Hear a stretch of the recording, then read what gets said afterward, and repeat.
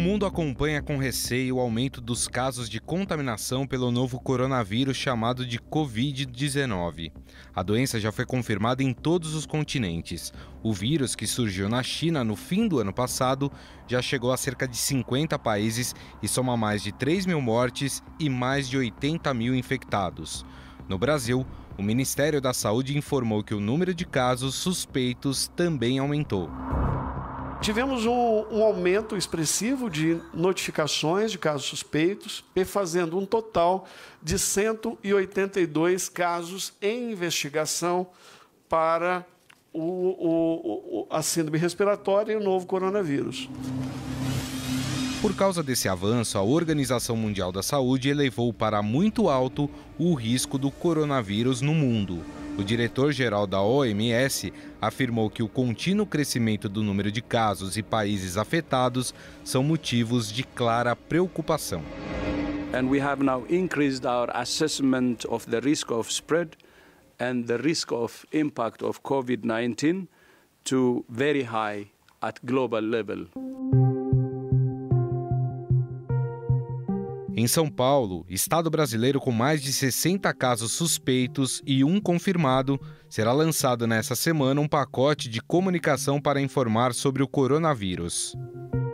Para informação, a liberação de 14 milhões de reais para uma campanha destinada a orientar as pessoas, aos brasileiros de São Paulo, em relação ao tema da pandemia, como se comportar, o que evitar, o que não é problema. Diante deste cenário, a busca por uma cura para os casos mais graves da doença é quase que uma corrida contra o relógio. O médico brasileiro André Calil lidera uma equipe nos Estados Unidos que testará aquele que é considerado o mais promissor medicamento contra o Covid-19. Os ensaios clínicos são financiados pelo governo americano. Para entender como funciona esse remédio e em que fase de testes ele está, entramos em contato com a Universidade de Nebraska e conversamos com o Dr. Calil.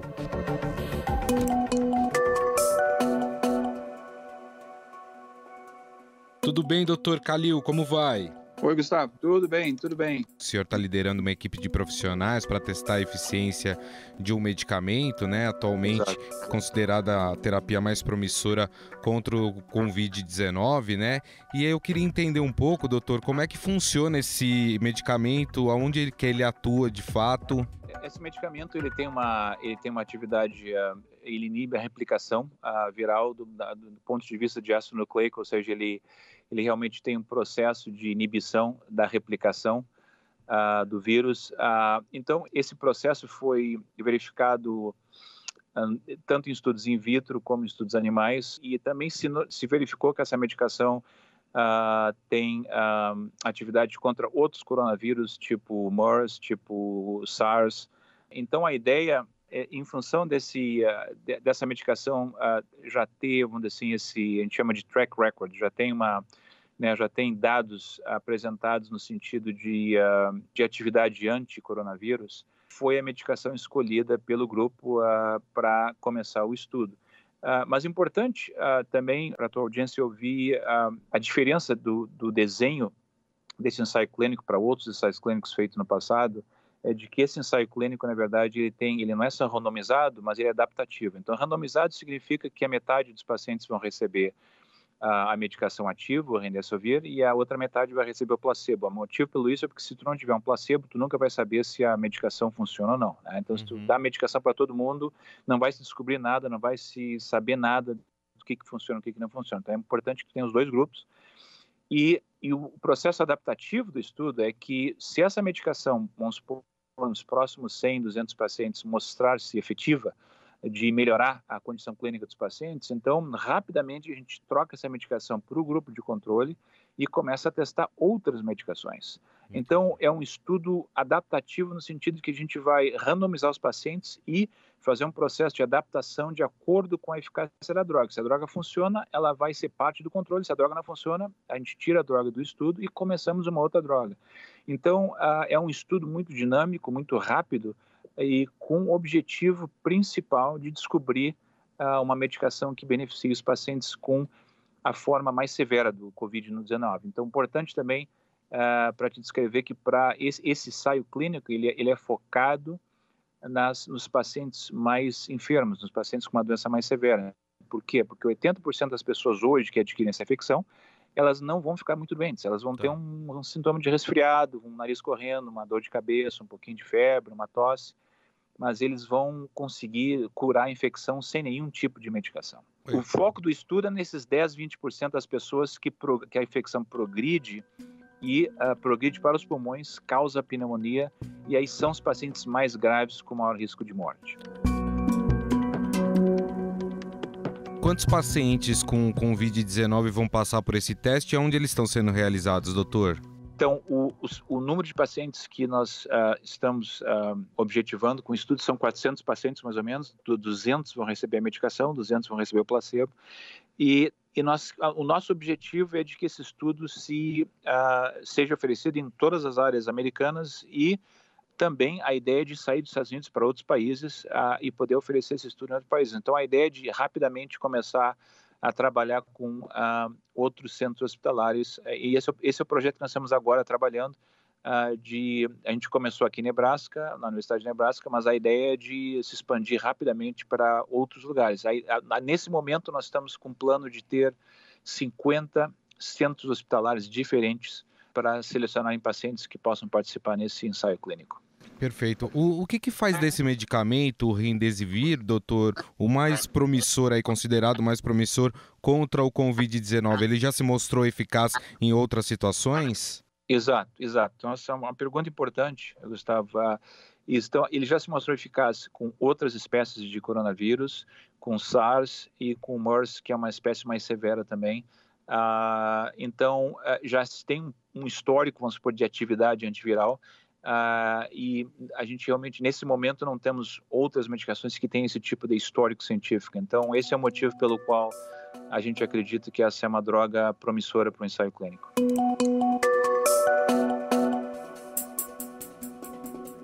Qual a grande dificuldade de combater o Covid-19 que vocês encontraram até agora, doutor?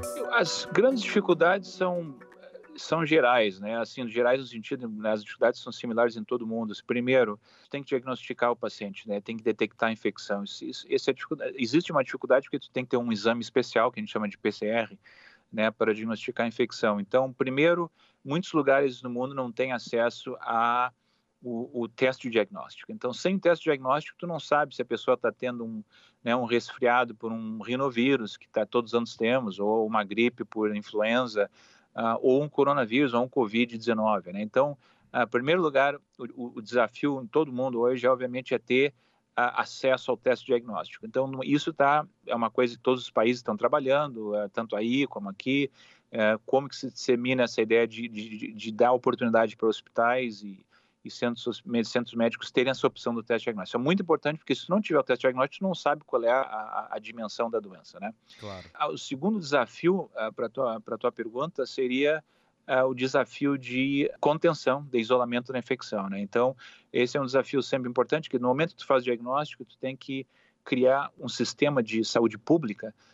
tanto municipal, como estadual, como federal, que trabalhe com o objetivo de que esses pacientes infectados possam ter uma quarentena, possam ficar em casa, possam estar no lugar onde eles não vão disseminar a infecção. Então, são as duas coisas, vamos dizer assim, são os dois objetivos importantes numa epidemia dessa, tu conseguir detectar e tu conseguir fazer o isolamento da infecção. Então, com isso, certamente se reduz enormemente, pode-se completamente acabar com uma epidemia, mas são desafios grandes em todos os lugares. Para a gente encerrar, doutor, eu imagino que as pessoas que estão nos ouvindo, né, têm um receio, aliás, é um receio da população mundial por causa desse novo coronavírus. Imagino que as pessoas estão se perguntando, vencida todas as fases de testes e se comprovando a eficácia desse medicamento, em quanto tempo ele seria disponibilizado? Essa é uma pergunta que eu gostaria de responder, mas, obviamente, nesse momento, o objetivo é descobrir o que funciona e o que não funciona, né, Gustavo? Esse é o objetivo principal. Tá. Mas a companhia que manufatura essa medicação já já está trabalhando no sentido de estar preparado para se, quando o ensaio clínico terminar, se tiver uma detecção de benefício, de que a nova medicina possa ser oferecida para pacientes em qualquer lugar do mundo, mas certamente não é uma pergunta que tem que ser feita à companhia que manufatura a droga. O meu trabalho é especificamente fazer a parte científica e tentar descobrir o que funciona e o que não funciona. Esse medicamento, ele atuaria já em pessoas com a doença, ele não poderia ser administrado como uma forma de prevenção? Boa pergunta, exato. É uma medicação que só poderá ser administrada em um paciente com diagnóstico comprovado da infecção.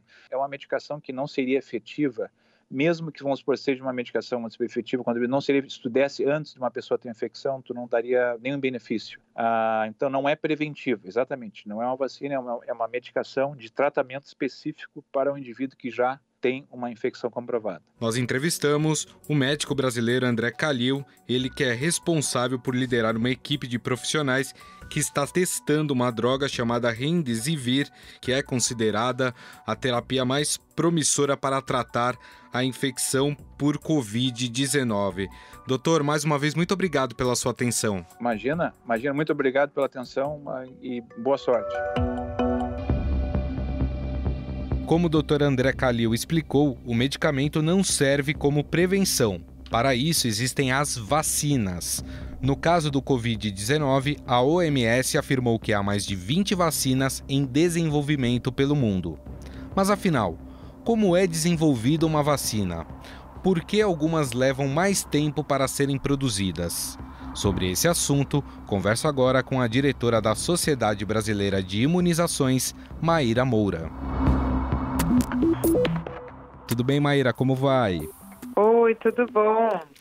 Bom, Maíra, esse é um momento em que as pessoas estão muito atentas, principalmente ao crescimento do Covid-19, essa nova doença, né, que surgiu agora, e é comum que as pessoas comecem a se questionar, quanto tempo vai levar para ter uma vacina, para se prevenir dessa doença. Eu gostaria que você explicasse para nós como é que se desenvolve uma vacina, quais os processos que passam até a gente ter uma vacina pronta. Bom, toda a produção de vacina, ela precisa primeiro começar com a parte laboratorial. Então, os pesquisadores, os cientistas, eles precisam identificar que parte do agente etiológico, por exemplo, o vírus, no caso do coronavírus, pode ser utilizado na vacina e que, se usado, vai ter uma resposta boa, né? Ou seja, a partir dessa parte do vírus, a vacina realmente vai conferir imunidade, proteção para aquela pessoa que foi vacinada. Então, esse processo laboratorial costuma demorar bastante também, porque até você identificar que parte seria essa ou que tecnologia você usaria para desenvolver essa vacina, é um processo que costuma demorar. Depois disso, feito a descoberta, né, desse antígeno, que é a forma que a gente chama, essa vacina ela vai passar por alguns testes, ainda em laboratório, ainda em bancada. Dando tudo certo nos testes, ela vai para uma parte, uma avaliação em animais. E aí vai depender muito de que tipo de vacina para que tipo de animal que seria utilizado, né? Muitas das vezes utilizam macacos, que são primatas não humanos, até pela semelhança com o homem. E a vacina também, demonstrando ser segura e eficaz, aí sim vai para uma fase de análise dessa vacina em seres humanos, que é o que a gente chama de ensaio clínico. Os ensaios clínicos, eles são divididos em fases, em 3 fases. Então, na primeira fase, você tem um número pequeno de pessoas voluntárias. Depois, se você, tendo sucesso, vai para uma segunda fase com um número um pouco maior. Então, a terceira fase, sempre avaliando segurança e eficácia. Dando tudo certo, esses resultados, né, são enviados para a agência reguladora, que aqui no Brasil é a Anvisa. E aí sim, esse fabricante, o produtor dessa vacina, recebe o registro e pode comercializar a vacina, tanto na rede pública quanto na rede privada.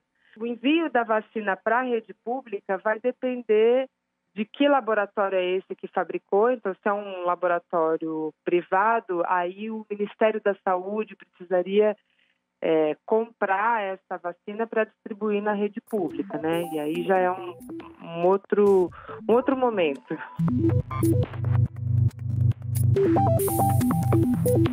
Por que em alguns casos, vou pegar aqui o exemplo da Zika, né, que é uma doença que surgiu recentemente no Brasil e em outros países também já foi detectada, se demora para obter uma vacina? Então, por exemplo, da Zika, como você falou, a gente ainda está em fase de avaliação da vacina. A vacina da Zika, ela já passou pelaquela parte laboratorial, já passou pela parte animal e ela está entrando na avaliação em seres humanos, né? Então, a gente poderia dizer que já está da metade para o fim da vacina de Zika. Agora, tem outras vacinas que, dependendo até da tecnologia que a gente tem disponível na época, até o agente etiológico, se ele já é mais conhecido ou não, isso vai facilitando o desenvolvimento da vacina. Então, por exemplo, para a vacina de coronavírus, apesar da gente não conhecer o vírus, a gente tem hoje uma tecnologia muito avançada que foi possível, logo a gente teve acesso ao sequenciamento do vírus, então foi possível já identificar quais pontos ali desse vírus poderiam ser utilizados na vacina. A forma de produzir essa vacina também é uma tecnologia inovadora. E por isso que alguns cientistas e pesquisadores acreditam que essa vacina conseguiria estar no mercado, né, disponível para a população, um pouco mais rápido do que normalmente uma vacina demora, né, para chegar à população.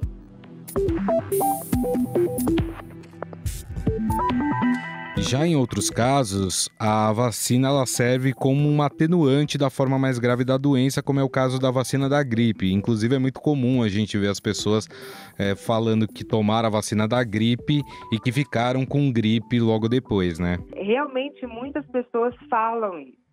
Mas essa vacina da gripe, ela é incapaz de causar a doença, né? O que acontece é que toda vacina ela tem um tempo para o nosso organismo responder a ela e realmente tornar aquela pessoa vacinada protegida. E esse tempo varia, mas geralmente é de 10 a 14 dias após o dia da vacinação. E se por acaso essa pessoa é vacinada e entra em contato com o vírus mesmo, que está circulando, que causa a doença, no intervalo menor do que esses 10, 14 dias, ela vai adoecer. Então, tem esse ponto, por isso a importância de fazer a vacina da gripe antes da circulação do vírus, que costuma acontecer no inverno, por isso que as campanhas começam já logo em abril. E existe esse outro motivo, que nem sempre a vacina protege 100% das pessoas que foram vacinadas. Então, muitas das vezes a pessoa foi vacinada, mas ela está protegida contra a forma grave da doença e não a forma mais branda. Então, às vezes, ela está vacinada, ela não vai ser hospitalizada, mas ela vai ficar gripada, por exemplo. Então, as pessoas confundem um pouco isso também. Existe uma média de tempo em relação a quanto tempo se leva desde o processo de começar a desenvolver uma vacina até ela ficar pronta? Existe uma média ou não? Varia muito e depende muito da doença? Varia bastante. Assim. Tem vacinas que levaram 15 anos para sair, tem vacinas que levaram 8, 9. Então, a gente considera um tempo normal assim de em torno de 10 anos para o desenvolvimento de uma vacina. Mas isso vem mudando porque a tecnologia vem aumentando, né? E mudando também. Bom, nós conversamos com a diretora da Sociedade Brasileira de Imunizações, Maíra Moura, que nos explicou um pouco mais sobre esse processo, né, de desenvolvimento e produção de vacinas. Maíra, mais uma vez, muito obrigado, viu, por ter nos atendido. Um grande abraço para você. Eu que agradeço a oportunidade.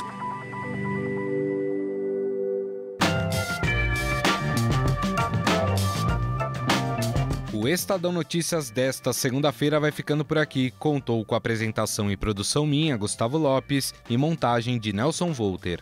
O diretor de jornalismo do Grupo Estado é João Fábio Caminoto. Mande seu comentário e sugestão para o e-mail podcast@estadão.com. Um abraço e até mais. Estadão Notícias.